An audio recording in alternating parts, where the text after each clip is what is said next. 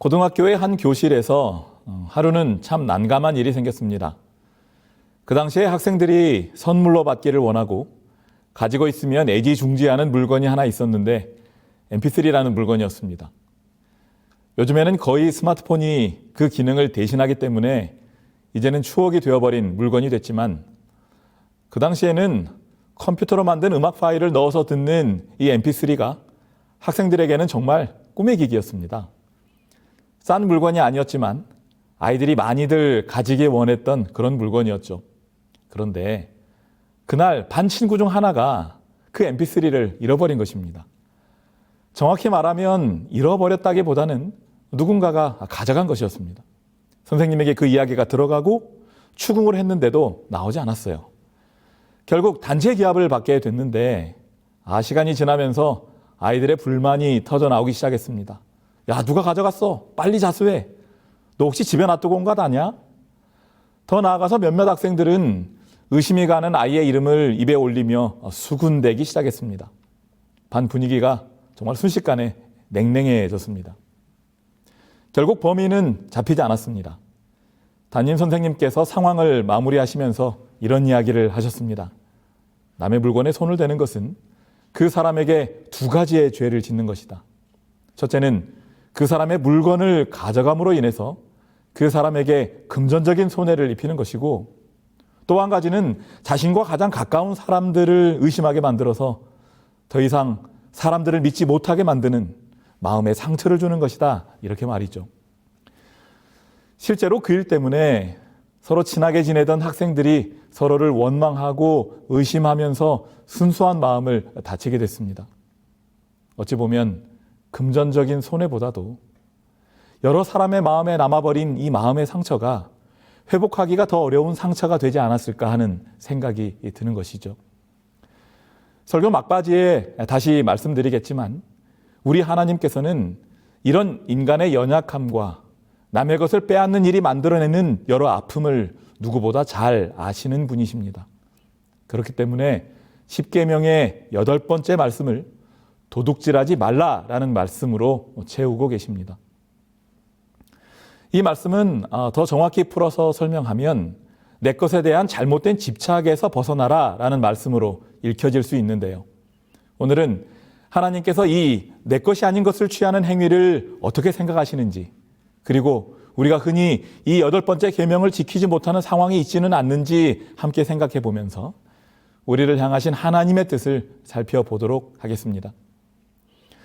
출애굽기 20장 15절은 도둑질하지 말라라고 말하고 있습니다. 이 도둑질하다는 말, 히브리어로 가나브라는 단어인데요. 특이한 것은 이 본문에 도둑질하지 말라라는 말은 있는데 무엇을 훔치지 말라는 것인지에 대해서는 구체적으로 나와 있지 않습니다. 그래서 이 가나브는 크게 두 가지 의미로 사용되게 되는데요.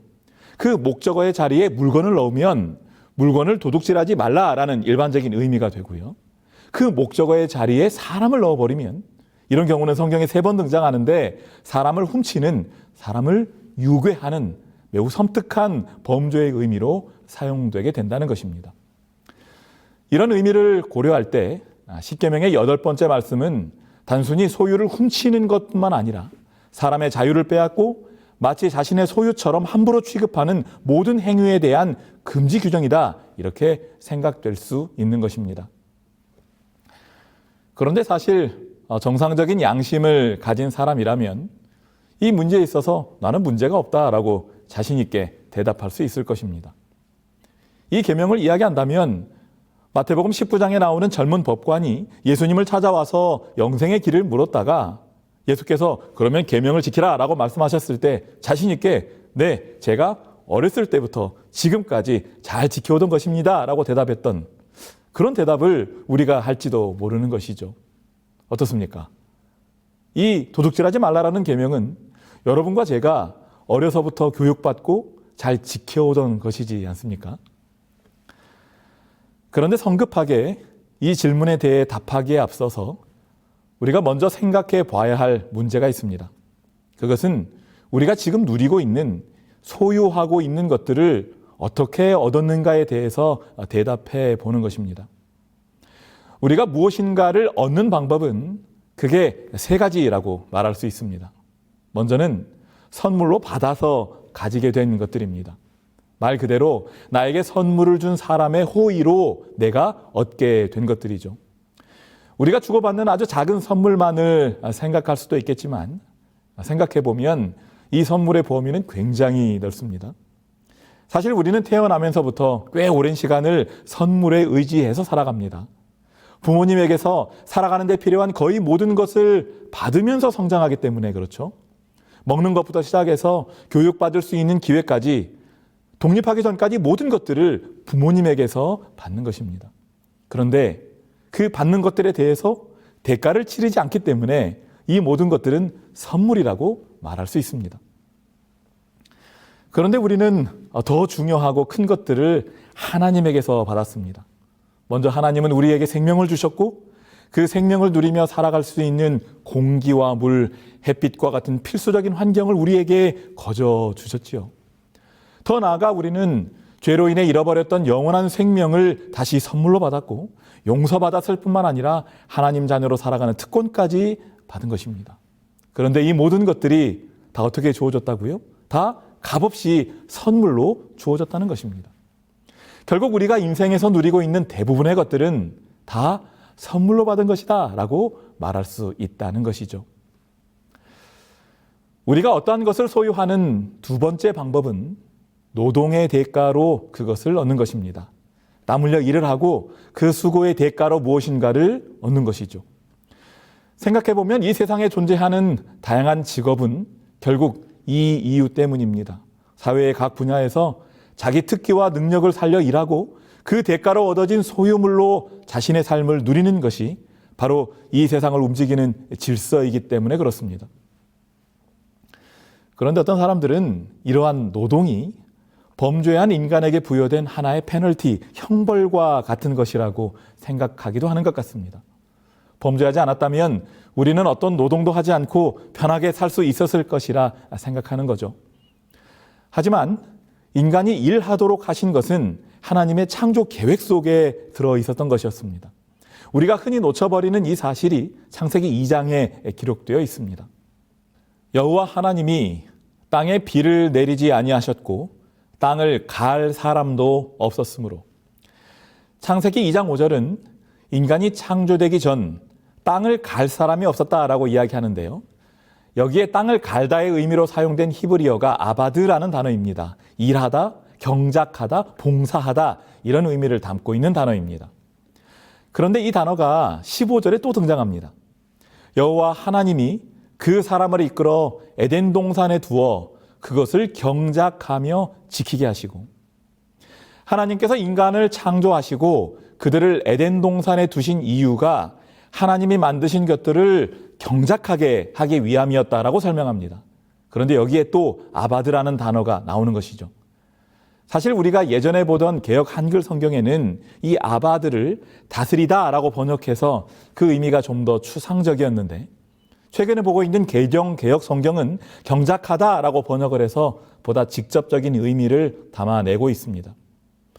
물론 인간의 범죄 이후에는 창세기 3장 19절의 말씀처럼 이 노동에 땀을 흘리는 수고의 의미가 더해졌지만, 원래 이러한 노동의 질서는 하나님께서 인간의 행복을 위해 이미 계획하셨던 것임을 우리는 알게 되는 것입니다.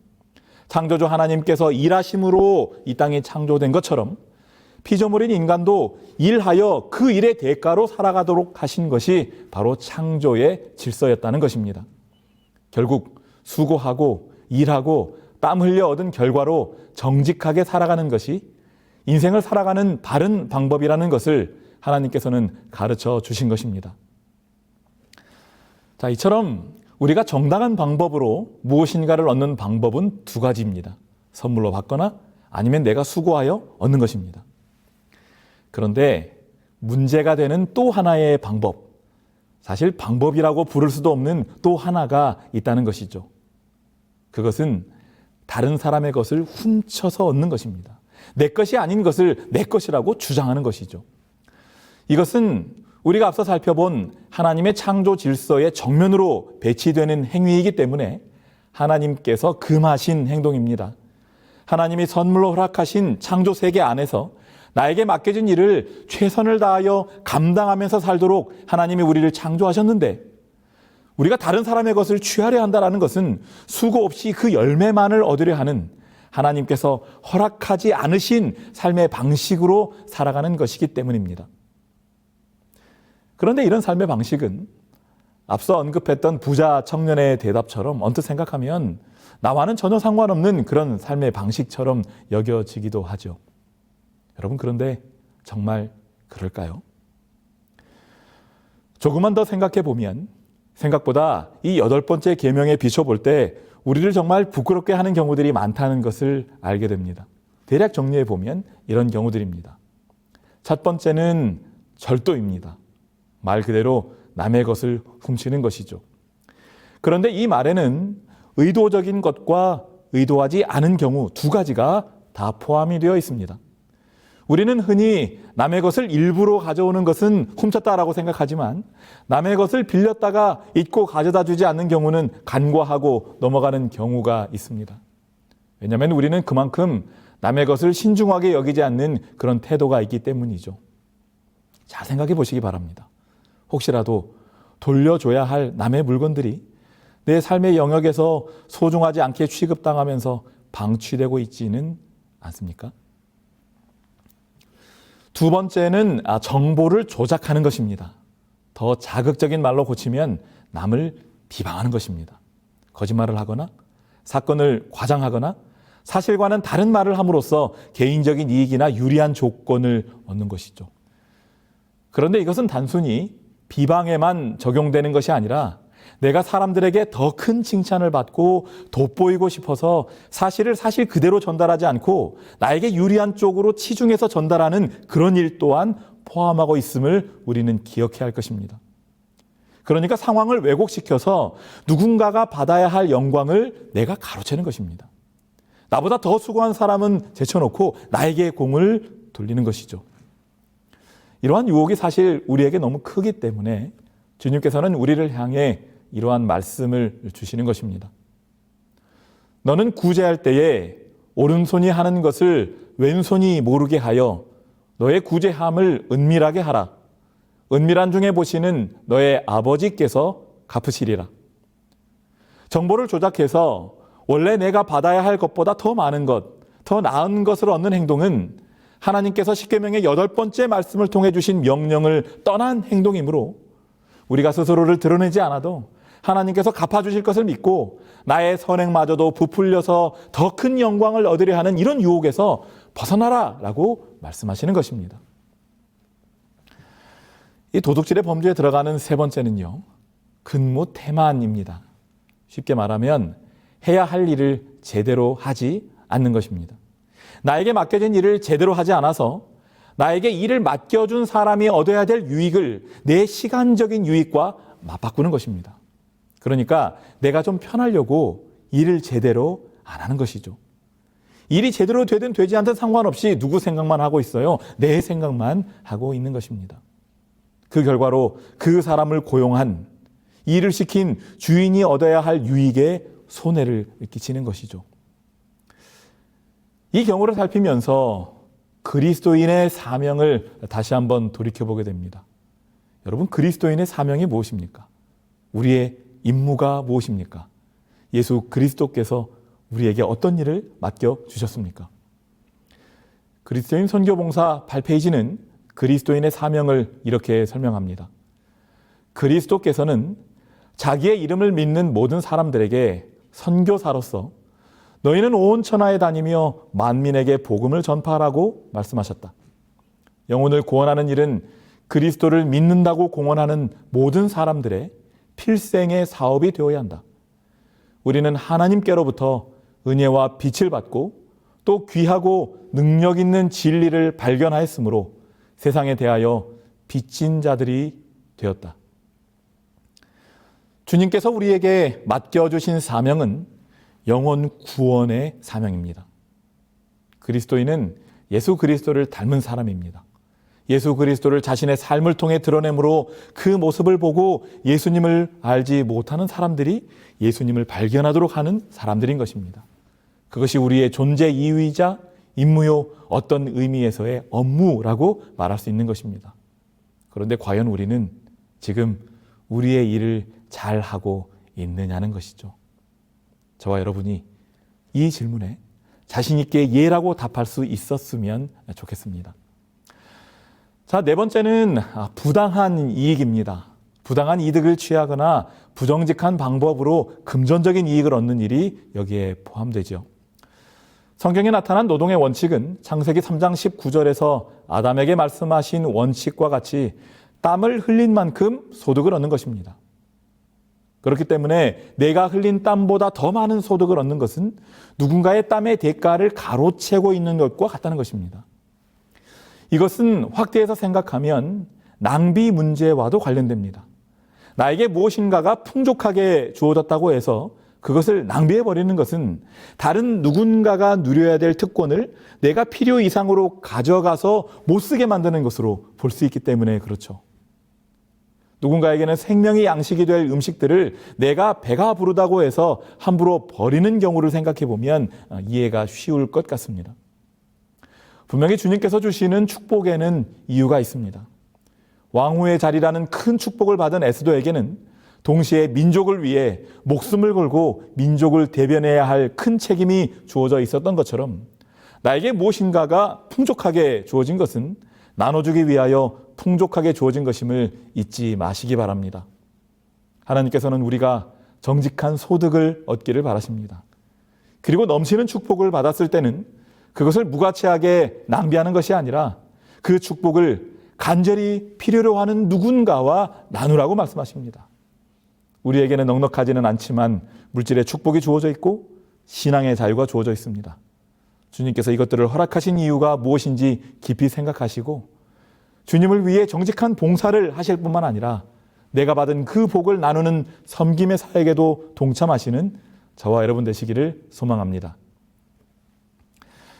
다섯 번째로 여러 번 강조된 말씀이지만 우리에게 여덟 번째 계명과 연관되어 중요한 말씀인 말라기서의 말씀을 보도록 하겠습니다. 너희는 나의 것을 도적질하고도 말하기를 우리가 어떻게 주의 것을 도적질하였나이까 하도다. 이는 곧 11조와 헌물이라.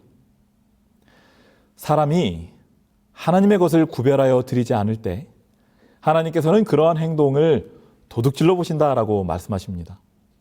그러니까 드려야 할 것들을 드리지 않는 것이 단순히 나의 의무를 등한히 하는 그런 차원의 것이 아니라 도둑질이라고 말씀하시는 것이죠. 왜 그렇게 말씀하실까요? 그것은 내가 가진 것 모두는 하나님께서 주신 것이고 그분께서 분명히 그 중에 10분의 1은 내가 너에게 준 것이 아니다라고 말씀하시는데 인간이 그것까지도 내가 갖겠다라고 하면서 내놓지 않는 것은 결국 하나님의 창고에서 그들에게 허락된 것보다 더 가져간 것이기 때문에 그렇습니다.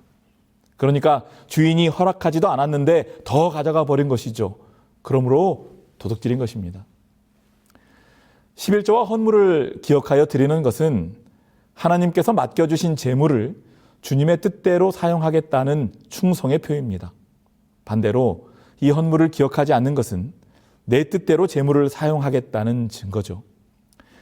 예수님께서 부자가 천국에 들어가는 것이 어렵다라고 말하신 것은 이처럼 자신의 뜻대로 재물을 사용하는 재물에 눈이 먼 사람들을 지칭하는 것이었습니다. 왜냐하면 마치 몸에 꼭 필요한 영양소라 할지라도 그것이 너무 과잉 공급되면 오히려 몸을 병들어 버리게 만드는 것처럼 하나님의 뜻에 따라 사용되지 않은 풍성한 재물은 그것이 복이 아니라 우리를 천국으로부터 멀어지게 하는 걸림돌이 될 것을 주님께서는 아셨기 때문입니다.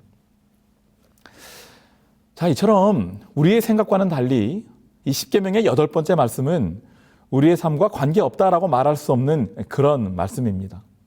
우리가 부지 중에 타인의 물건을 소유하게 되고 때로는 나를 돋보이게 하려고 나를 과장하고 해야 할 일을 하지 않고 부당한 이익을 얻고 하나님의 것을 충실히 돌려드리지 않으므로 우리는 훔치지 말라는 십계명의 여덟 번째 말씀을 지키지 못하고 있기 때문입니다. 그렇다면 이러한 깨달음 앞에서 우리가 가져야 할 태도는 무엇일까요? 예수님을 만났던 한 사람의 고백이 우리의 것이 되어야 할 것입니다. 만일 누구의 것을 속여 빼앗은 일이 있으면 내 갑절이나 갚겠나이다. 삭개오는 예수님을 만나서 자신의 잘못을 깨달은 다음에 내가 지금까지 누군가를 속여 빼앗은 것을 갚겠다라고 답했습니다. 회개한 자의 마땅한 모습이지요. 하지만 그의 반응은 단순히 빼앗은 것을 회복시키는 것에 그치지 않았습니다. 그는 또 이렇게 말했습니다. 내 소유의 절반을 가난한 자들에게 주겠사오며. 그런데 그는 덧붙여서 자신의 소유를 나누어서 가난한 자들을 돕겠다고 말하고 있는 것입니다. 결국 그는 회개한 증거를 먼저는 빼앗은 것을 회복시키는 것으로, 더 나아가 자신의 소유를 나누는 것으로 드러냈고, 바로 이러한 모습은 십계명의 8번째 말씀 앞에서 자신의 부족을 깨달은 자에게서 마땅히 나타나야 할 반응인 것입니다. 그런데 여러분, 이 도둑질의 반대말이 무엇이라고 생각하십니까? 보통은 열심히 일해서 노력한 만큼의 정당한 대가를 얻는 것이라고 생각하기 쉽죠. 그런데 좀 더 생각해 보면 그것은 중간 단계에 있는 것입니다. 이 도둑질이라는 것이 하나의 극단이기 때문에 그 반대에는 표현이 좀 그렇지만 또 하나의 극단이 있는 것입니다. 자, 도둑질은 내가 얻어서는 안 될 유익을 아무런 정당한 수고도 하지 않고 얻는 것을 말합니다. 따라서 이 말의 정확한 반대는 내가 당연히 얻어야 될 유익을 아무런 대가도 바라지 않고 누군가에게 주는 것이라고 말할 수 있는 것입니다. 그게 뭘까요? 구제입니다. 내가 피땀 흘려 번 재물을 내가 받아야 마땅한 수고의 결과를 아낌없이 손을 펴서 나누어 주는 것입니다. 그렇기 때문에 에베소서 4장 28절은 도둑질에 반대되는 개념으로 구제를 제시하고 있는 것입니다. 도둑질하는 자는 다시 도둑질하지 말고 돌이켜 가난한 자에게 구제할 수 있도록 자기 손으로 수고하여 선한 일을 하라. 도둑질하지 말고 제 손으로 수고하여 일하라고 말씀하시면서 그 이유를 구제할 것이 있도록 하기 위해서라고 설명하고 있습니다.